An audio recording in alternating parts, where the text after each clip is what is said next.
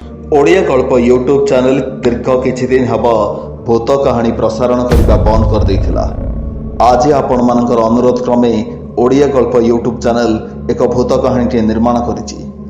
गत थर मु कहिथिली जेतेबेले कविता अपलोड करथिली जे आगामी दिन में ओडिया गल्प यूट्यूब चैनल आपण मानक एक सरप्राइज दबाक जाउछि।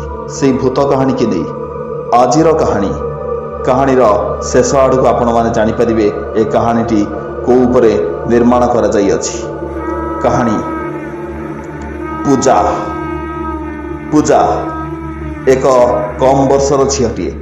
हाँ कम वर्षर कहले हम माने अति बेसी 16 कि 17 हम से झीटी को इंग्राजी विद्यालय रे भल सुनाम अर्जन करथिबा जणे छात्रीटीए सी।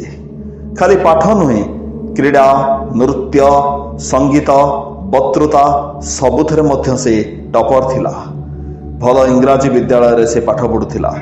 बाप मांकर अली अली कन्या से घरे कहले बाप माँ और ता आई होचन तार घनिष्ठ बांधवी।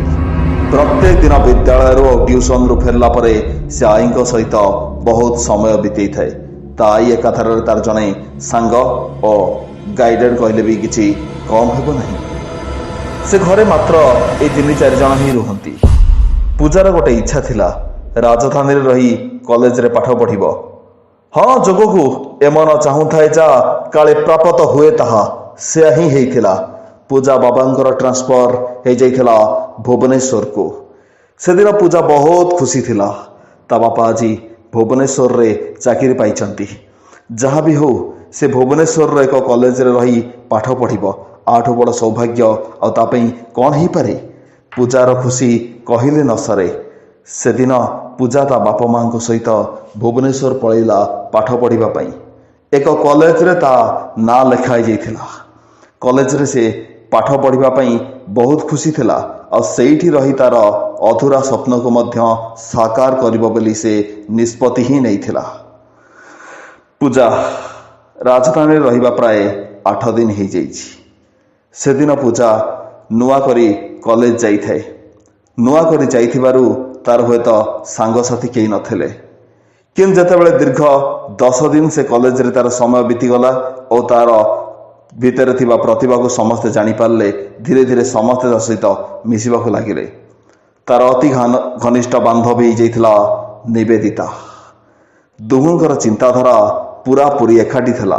दुहे एकत्रित होई समस्त काम करुथिले। से दिनर कथा कॉलेज रो हॉस्टेल को आसी थाए पूजा बुलिबा पई। सेठी ता बांधवी निवेदिता रहउथिला।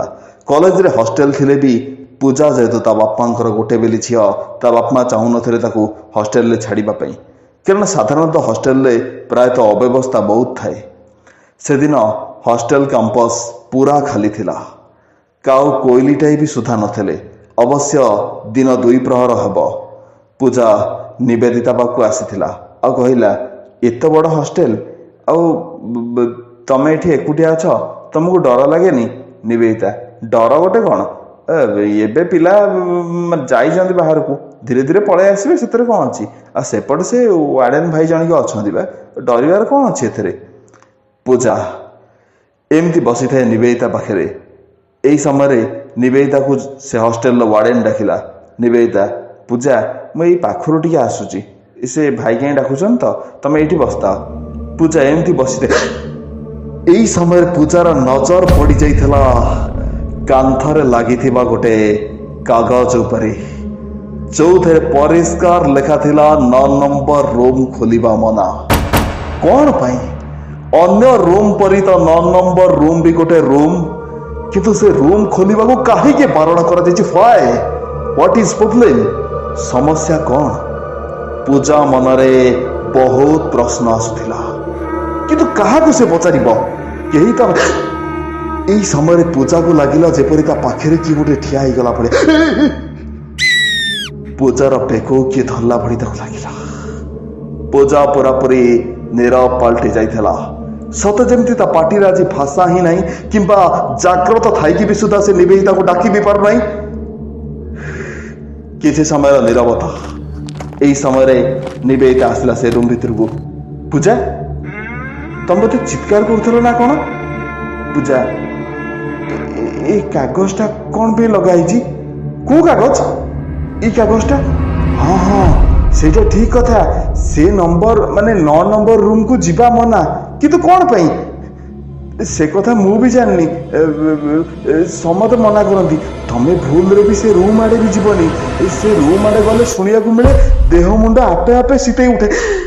ପୂଜା ଇଏ କ'ଣ ସବୁ ଶୁଣୁଛି? ପୂଜାକୁ ଲାଗୁଥିଲା କ'ଣ ସେ ପାଗଳ ହେଇଯାଇଛି ନା କ'ଣ, ନା ନିବେଦିତା ପାଗଳ ହେଇଯାଇଛି। କ'ଣ ଏ ସବୁ ସେ କହୁଛି? 9 ନମ୍ବର ରୁମ୍ ଆଡ଼େ ଗଲେ ଦେହ ମୁଣ୍ଡ ଶୀତେଇ ଉଠିବ? ବଡ଼ ଆଶ୍ଚର୍ଯ୍ୟ କଥା। କ'ଣ ଅଛି ଏ ହଷ୍ଟେଲରେ ଏମିତି? ପୂଜାର ଦେହ ମୁଣ୍ଡ ପୁରା ଶୀତେଇ ଉଠିଥିଲା। ଏହି ସମୟରେ ପୁନର୍ବାର ନିବେଦିତାକୁ ସେ ୱାର୍ଡେନ ଜଣିକ ଫୋନ୍ ଡାକିଥିଲେ। ନିବେଦିତା ମାସ୍ଚି କହି ପଳେଇଲା। ପୂଜା ମନେ ମନେ ଭାବୁଥିଲା, କ'ଣ ଥିବ ଏମିତି ସେ ରୁମ୍ରେ କି? ଚାବିଟା ଯଦି ମୋ ହାତରେ ଥାନ୍ତା ମୁଁ ରୁମ୍କୁ। ଏତିକି ପୂଜା ପାଟିରୁ ବାହାରିଛି ତ। ପୂଜା ଦେଖିଲା ତା ପାଖରେ ପଡ଼ିଛି ଚାବି ପେନ୍ଥାଟିଏ। ଆଶ୍ଚର୍ଯ୍ୟର କଥା, ସେଇ ପେନ୍ଥାରେ ଅଛି 9 ନମ୍ବର ରୁମ୍ର ଚାବି। ପୂଜା ଏମିତି ଏକ ସୁଯୋଗ ଖୋଜୁଥିଲା। ଆଉ ଧୀରେ ଧୀରେ ସେ ଘରୁ ବାହାରି ଚାଲିବାକୁ ଲାଗିଲା। ଆଜି କାହିଁକି ପୂଜାକୁ ଲାଗୁଥାଏ ଯାହା ତା ସହିତ ଘଟୁଛି କିଛି ଗୋଟେ ଅଘଟଣ ଘଟିବାର ସୂଚନା ତାକୁ ଯେପରି ଦିଆଯାଉଛି। ପୂଜା ସେମିତି ଚାଲିଥାଏ। ତାକୁ ଲାଗିଲା ଯେପରି ପଛରେ ଯେପରି କିଏ ତାର ଚାଲୁଛି। ପୂଜା ପଛକୁ ବୁଲି ଚାହିଁଲା। କିଏ ଆସିଛ? କିଏ? କିନ୍ତୁ କାହାର ଆବାଜ ଆସିବା ଦୂରେ ଥାଉ, କାହାର ଛାଇ ବି ସୁଦ୍ଧା ନଥିଲା। ପୂଜାର ମୁଣ୍ଡ ପୁରା ଗୋଳମାଳ ହେଇଯାଉଥିଲା। ପୂଜା ସେମିତି ଚାଲିଥାଏ। ଯାଇ ସେ ପହଞ୍ଚି ଯାଇଥିଲା ସେଇ 9 ନମ୍ବର ରୁମ୍ ପାଖରେ। ଆଶ୍ଚର୍ଯ୍ୟର କଥା, ସେ ଚାବିର କି ପୁରେଇ ତାଲା ଖୋଲିବ କ'ଣ, ତାଲାଟି ଆପେ ଆପେ ଖୋଲି କବାଟ ବି ଖୋଲି ଯାଇଥିଲା। ପୂଜାର ଆଶ୍ଚର୍ଯ୍ୟର ସୀମା ରହିଯାଇ ନଥିଲା। ପୂଜା କ'ଣ କରିବ? କିଂକର୍ତ୍ତବ୍ୟ ବିମୂଢ଼ ହୋଇ ସେମିତି ଠିଆଇଥାଏ। ଏହି ସମୟରେ ତଳେ ଚେମେଡ଼ି ଉଡ଼ିଗଲେ ଖୁବ୍ ଜୋରେ ଆର୍ତ୍ତ ଚିତ୍କାର କରି। ପୂଜା ପଥର ପାଲଟି ଯାଇଥିଲା। ସେ ରୁମ୍ ଭିତରକୁ ସେ ପଶିଲା। ବିଦ୍ୟୁତର କନେକ୍ସନ ଅବଶ୍ୟ ସେ ରୁମ୍ରେ ନଥିଲା। ଏଣେ ତେଣେ ତା ମୋବାଇଲ ଲାଇଟ୍ ପକେଇ ଦେଇ ସେ ଯାହା ଦେଖିଲା ତା ଆଖିକି ସୁଦ୍ଧା ସେ ବିଶ୍ୱାସ କରିପାରୁନଥିଲା। ରୁମ୍ର ତାଜା ଉପରେ ବସିଥିଲା ଗୋଟେ ଝିଅଟିଏ, ଆଉ ତାରି ଆଡ଼କୁ ଚାହିଁ ଧୀରେ ଧୀରେ କାନ୍ଦୁଥିଲା। ଏବେ ସେ ଝିଅଟି ଓହ୍ଲେଇ କରି ତଳକୁ ଆସିଲା। ପୂଜାକୁ ଲାଗୁଥିଲା ସେ ଯାହା ଦେଖୁଛି ସ୍ୱପ୍ନ ନା ସତ। ଏ କାହାଣୀ କୋଉ ଚଳଚ୍ଚିତ୍ରର କାହାଣୀଠୁ କିଛି କମ୍ ନଥିଲା। ପୂଜା ତତ୍କ୍ଷଣାତ୍ ସେ ରୁମ୍ରୁ ବାହାରି ପଳାଇ ଆସିଲା। ସତେ ଯେପରି ସେ ମୂକ ପାଲଟି ଯାଇଛି। ତା ପାଟିରୁ ଚିତ୍କାର ବି ସୁଦ୍ଧା ବାହାରି ପାରୁନଥିଲା। ହଁ, ଏମିତି ସାଧାରଣତଃ ଅଧିକା ଡରିଗଲେ ବି ଆମମାନଙ୍କ ପାଟିରୁ ବି ଚିତ୍କାର ନ ବାହାରିବା ସ୍ୱାଭାବିକ କଥା। ପୂଜା ତ କମ୍ ଏଜ୍ର ପିଲାଟିଏ ଥିଲା। ପୂଜା ଘରକୁ ପଳାଇ ଆସିଥିଲା। ସେ ବିଷୟରେ ସେ କାହାକୁ କିଛି କହିନଥିଲା। ସେଦିନ ପୂଜା ଶୋଇଥାଏ ଖାଇସାରିକି। ଅଚାନକ ପୂଜା ଉଠିକି ଜୋର ଚିତ୍କାର କଲା। ସେ ଚିତ୍କାରରେ ତା ବାବା, ମା ଓ ଆଈ ଚମକି ପଡ଼ିଲେ। ସେମାନେ ଯେତେବେଳେ ପୂଜାକୁ ଦେଖିଲେ ତାଙ୍କ ଆଶ୍ଚର୍ଯ୍ୟର ସୀମା ରହିଲା ନାହିଁ। ପୂଜାର କେଶ ପୁରାପୁରି ମୁକୁଳା ଥିଲା। ତାର ଆଖିର ପଲକ ଜମା ବି ପଡ଼ୁନଥିଲା। ସେମାନେ ଯେତେବେଳେ ପୂଜାକୁ ଧରିଲେ, ପୂଜା ଖୁବ୍ ଜୋର ଛାଟି ଦେଇଥିଲା ସେମାନଙ୍କୁ। ଆଉ ସେ ଚିତ୍କାର କରି କହିବାକୁ ଲାଗିଥିଲା, ମୋତେ ସେମାନେ ମାରିଦେଲେ, ମୁଁ ସେଇମାନଙ୍କ ପାଇଁ ମରିଛି, ମୁଁ ସେଇମାନଙ୍କ ପାଇଁ ମରିଛି, ଯେଉଁମାନଙ୍କ ପାଇଁ ମରିଛି ମୁଁ ତାଙ୍କୁ ହିଁ ମାରିବି, ମୁଁ ତାଙ୍କୁ ହିଁ ମାରିବି, ମୁଁ ତାଙ୍କୁ ହିଁ ମାରିବି, ମୁଁ ତାଙ୍କୁ ହିଁ ମାରିବି। କ'ଣ ଏସବୁ ଶୁଣୁଛନ୍ତି? ପୂଜାର ସ୍ୱରରେ ଏପରି ପରିବର୍ତ୍ତନ ଦେଖି ତା ବାପା, ମା ଓ ଆଈଙ୍କର ଆଶ୍ଚର୍ଯ୍ୟର ସୀମା ବି ରହିନଥିଲା। ଇଏ ଆମ ଝିଅ ପୂଜା ନା କିଏ ଇଏ? ତା ବାବାଙ୍କର ମନେ ପଡ଼ିଯାଉଥିଲା ଯେତେବେଳେ ସେ ପୂଜାକୁ ସେଦିନ ଗାଡ଼ିରେ ବସାଇ ଆଣୁଥିଲେ। ପୂଜା ଯେପରି କ'ଣ ନାହିଁ କ'ଣ ମନକୁ ମନ ଗପୁଥିଲା। ସେତେବେଳେ ବସେ ତା ବାବା ଏସବୁ ଗୁରୁତ୍ୱ ଦେଇନଥିଲେ। ହଁ, ସାଙ୍ଗସାଥିରେ କ'ଣ ହେଇଥିବ ସେ ଗପୁଥିବ, କିନ୍ତୁ ଆଶ୍ଚର୍ଯ୍ୟର କଥା, ଶୋଇକି ଉଠିଲା ପରେ ଏସବୁ କ'ଣ ଘଟଣା? ପୂଜା ସେହିପରି ଚିତ୍କାର କରି ସେଇ ଗୋଟିଏ କଥା କହି ଚାଲିଥିଲା। ତା ଘର ଲୋକଙ୍କର ମୁଣ୍ଡ କିଛି କାମ କରୁନଥିଲା। ଏହି ସମୟରେ ପୂଜାର ରକ୍ତବାନ୍ତି ହେଇଥିଲା ଓ ତା କାନ, ଆଖି ଓ ହାତରୁ ଆପେ ଆପେ ରକ୍ତସ୍ରାବ ହେବାକୁ ଲାଗିଲା। ଡ୍ରେସ୍ରେ ଯେପରି ଆପେ ଆପେ ନିଆଁ ଲାଗିଯାଉଥିଲା। ଯୋଗକୁ ତା ଆଈ ହନୁମାନଙ୍କ ସିନ୍ଦୁର ତା ମୁଣ୍ଡରେ ଲଗେଇଦେଲେ। ପୂଜା ଚିତ୍କାର କରି ବେହୋସ ହୋଇଯାଇଥିଲା। ତା ବାପା ମା କୌଣସି ମତେ ତାକୁ ଡାକ୍ତରଙ୍କ ପାଖକୁ ନେଇଗଲେ। ସମସ୍ତ କାହାଣୀ ଶୁଣି ସାରିବା ପରେ ସେ ଡକ୍ଟର ମାନେ ଚକ୍ରଧର ବାବୁ ମତେ ଯୋଗାଯୋଗ କରିଥିଲେ। ସେତେବେଳେ ମୁଁ ନୂଆ କରି ଭୂତ ପ୍ରେତ ଉପରେ ଅନୁସନ୍ଧାନ କରୁଥିଲି। ମୁଁ ଗାଡ଼ି ଷ୍ଟାର୍ଟ କରି ହସ୍ପିଟାଲ ଆଡ଼କୁ ଗଲି। କିନ୍ତୁ ଇଏ କ'ଣ, ଏରେ ମୋ ଗାଡ଼ି ପଛକୁ ପଛ କ'ଣ ଯାଉଛି? ମୁଁ ଯେତେ ଡ୍ରାଇଭିଂ କରି ଆଗକୁ ଯିବାକୁ ଚେଷ୍ଟା କରୁଛି, ଗାଡ଼ି ମୋର ପଛକୁ ପଛ କ'ଣ ଯାଉଛି? ତା ଦେହରେ ଗୋଟେ ଗାଡ଼ି ବାଡ଼ି ହେଇଯାଇଥାନ୍ତା, କିନ୍ତୁ ମୁଁ ବହୁତ କଷ୍ଟରେ କଠେଇକି ଯାଇପାରିଲି। କ'ଣ କହିବି ମୁଁ କିଛି ବୁଝିପାରୁନଥିଲି। ବାରମ୍ବାର ଫୋନ୍ ରିଙ୍ଗ ହେଇ ଚାଲିଥାଏ। ଫୋନ୍ର ଆବାଜଟା ବି କ'ଣ ବିକଟାଳ ଶୁଭୁଥିଲା। ମୁଁ କଷ୍ଟେ ମଷ୍ଟେ ପହଞ୍ଚି ଯାଇଥିଲି ହସ୍ପିଟାଲରେ। ଡକ୍ଟର ମୋତେ ଆଉ ଥରେ ସମସ୍ତ ବୃତ୍ତାନ୍ତ କହିଲେ। ତାପରେ ଯେତେବେଳେ ମୁଁ ପଚାରିଲେ ସେ ଝିଅର କ'ଣ ହୋସ୍ ଆସିଲେନି, ଡାକ୍ତର କହିଲେ ହଁ ଏବେ ଆସିଛି। ମୁଁ ସେ ଝିଅ ପାଖକୁ ଗଲି। ତାପରେ ସେ ଝିଅ କହିବାକୁ ଲାଗିଲା, ମୁଁ ପୂଜା ନୁହେଁ, ମୋ ନାଁ ଆରତୀ। ମୁଁ କେତେ ସ୍ୱପ୍ନ ନେଇ ଏ କଲେଜକୁ ପାଠ ପଢ଼ିବାକୁ ଆସିଥିଲି। କିଛି ବର୍ଷ ତଳେ କଲେକ୍ଟରଟିଏ ହେବି, କିନ୍ତୁ ଏଠି ମୋତେ ରାଗିଂ କରାଗଲା। ଯିଏ ରାଗିଂ କରୁଥିଲା ସିଏ ଥିଲା ଗୋଟେ MLAର କ୍ୟାଣ୍ଡିଡେଟ୍। ତେଣୁକରି ସୁପରିଟେଣ୍ଡେଣ୍ଟ ନିରବ ଦଷ୍ଟାସ ଆସିଲେ, ମୋତେ ରାଗିଂ କରାଗଲା। ଯେତେବେଳେ ମୁଁ ହଷ୍ଟେଲକୁ ବସିଲି ସମସ୍ତେ କୁହନ୍ତି ଆରେ କଲେକ୍ଟର ଆସିଲେ, କଲେକ୍ଟର ମ୍ୟାଡ଼ାମ୍ ଆସିଲେ। ମ୍ୟାଡ଼ାମ୍ ଆମର ଗୋଟେ ଫାଇଲଟେ ରହିଯାଇଛି, ମ୍ୟାଡ଼ାମ୍ ଆମର ଟିକେ କରିଦେବେ, ମାନେ କାମ ଆଉ କିଛି ନାହିଁ, ଆପଣ ଆଉ କ'ଣ ଆମର କରନ୍ତେ କି? ଏମିତି କେତେ କମେଣ୍ଟ ମୋତେ ମାରିଲେ। କେତେ କାହାକୁ ହାରି ଗୁହାରି କଲି, କେହି ମୋ କଥା ଶୁଣିଲେନି। ଦିନେ ହଷ୍ଟେଲରେ କେହି ନଥିଲା ବେଳେ ମୁଁ ପଙ୍ଖାରେ ରସି ଦେଇ ଆତ୍ମହତ୍ୟା କଲି। ଅବଶ୍ୟ ସେତେବେଳେ ବଞ୍ଚିବା ପାଇଁ ମୁଁ କେତେ ସଂଗ୍ରହ କରିଛି, କିନ୍ତୁ ମୋ ପିଣ୍ଡରୁ ପ୍ରାଣ ଛାଡ଼ି ଯାଇଥିଲା। ମୋତେ ଯେଉଁମାନେ ମାରିଛନ୍ତି ମୁଁ ସେମାନଙ୍କ ଉପରେ ବଦଲା ନ ନେଇ ଛାଡ଼ିବିନି। ମୁଁ କହିଲି ଷ୍ଟପ୍ ଇଟ୍, ଆଇ ସେ ସେଡ୍ ଅପ୍ ୟୁ।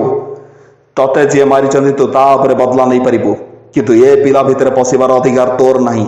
ହଁ ଅଛି ନା ତୋର ନାହିଁ? ଏ ପିଲା ଭିତରେ ତୁ ବସିପାରିବୁ ନାହିଁ। କ'ଣ ପାଇଁ ଆ ଦେହରେ ତୁ ବସଛୁ? ସିଏ କହିଲା ଗୋଟେ ମୃତ ଆତ୍ମାକୁ ଶରୀର ସାହାରା ନେଇଥାଏ। ଆଚ୍ଛା, ତୁ ଯଦି ଆ ଶରୀରର ସାହାରା ନେଇ କିଛି କରିବାକୁ ଚାହୁଁଥାଉ ତା ଭୁଲ କରୁଛୁ। ମୋତେ ସେମାନଙ୍କ ନାଁ କହ। ସେ ଛାତ୍ରୀ କଳ୍ପନା ଓ MLA କମଲେଶ ନାଁରେ ଅଭିଯୋଗ କରିଥିଲା।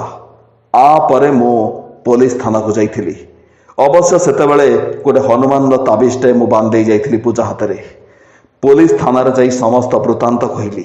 ଅବଶ୍ୟ ସେପର୍ଯ୍ୟନ୍ତ ବି ମୋ କାନକୁ ସେ ଭୟଙ୍କର ହସ ଓ ଭୟଙ୍କର ଚିତ୍କାର ଶୁଭାଯାଉଥିଲା, କିନ୍ତୁ ମୁଁ ଧୈର୍ଯ୍ୟର ସହ ପୋଲିସ ଆଗରେ ସବୁ କଥା କହିଲି।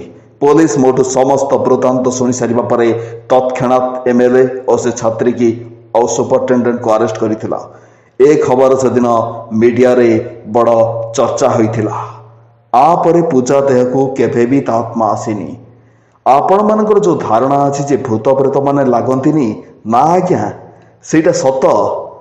ଏକ ମୃତ ଆତ୍ମା ତାର ପ୍ରତିଶୋଧ ନେବା ପାଇଁ ହୁଏତ ଆପଣମାନଙ୍କ ଭିତରୁ କାହା ଶରୀରର ସାହାରା ବି ନେଇପାରେ। ଏ କାହାଣୀ ଶୁଣିଲା ବେଳେ ଟିକେ ସଚେତନ ହେଇ ଶୁଣିବେ, ନଚେତ୍ ପୂଜା ପରି ଆପଣଙ୍କ ଜୀବନ ବି